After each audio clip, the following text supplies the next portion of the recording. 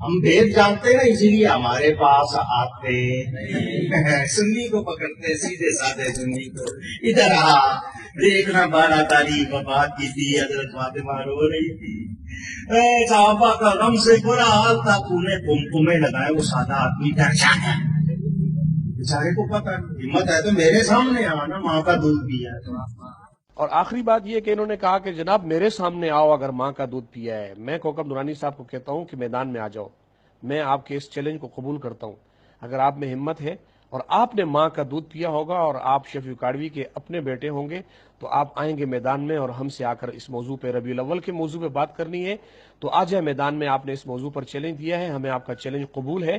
کوکب نورانی صاحب پس و پیش نہیں کرنا, دائیں بائیں بھاگنے کی کوشش نہیں کرنا. اب چھوٹے بڑے اور فلانے ڈھمکانے کی باتوں کا سہارا مت لینا.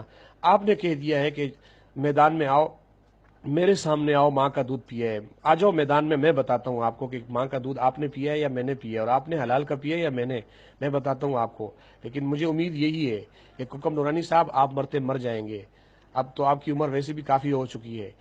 آپ کے بڑے بھی اس سے پہلے دنیا سے چلے گئے ہیں لیکن ہمارے چیلنجوں کو قبول نہیں کر سکے, اور آپ بھی چلے جائیں گے لیکن ہمارے چیلنج کو قبول نہیں کر سکتے.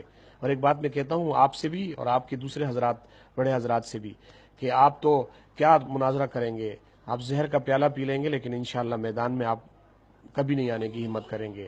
اور اگر ہمت ہوگی تو ہماری اس بات کا آپ جلد جواب دیں گے. آپ نے ہمیں چیلنج کیا ہے, ہم آج آپ کے چیلنج کو آج قبول کر رہے ہیں. اب ہمت کریں, اگلا قدم اٹھائیں اور ہم سے بات طے کریں.